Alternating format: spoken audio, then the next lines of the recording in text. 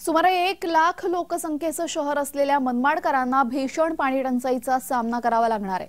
मनमाड शहराला पाणीपुरवठा करणारे वागदर्डी धरणाने मार्च महिन्यातच तळ गाठल्याने मनमाडकरांना पाणी टंचाईचा सामना करावा लागणार आहे। याचाच आढावा घेतलाय आमचे प्रतिनिधी संतोष खताळ यांनी। पाहूयात।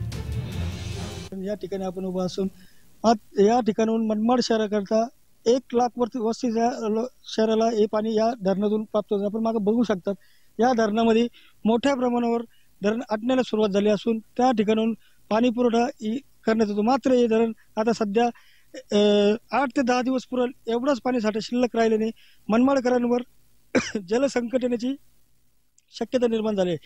त्यातच आमदार सुहास अण्णा कांदे यांनी पालखेडचं जे पाणी धरणातून जे सोडण्यात येणारं पाणी ते पाणी आपल्याला मनमाडकरांना मिळावं यासाठी त्यांनी जिल्हाधिकाऱ्यांकडे मागणी केली असून ते पाणी जेव्हा मिळेल त्याच वेळेस मनमाडकरांना पाणी मिळेल अशी सध्या इथून शक्यता निर्माण झाली।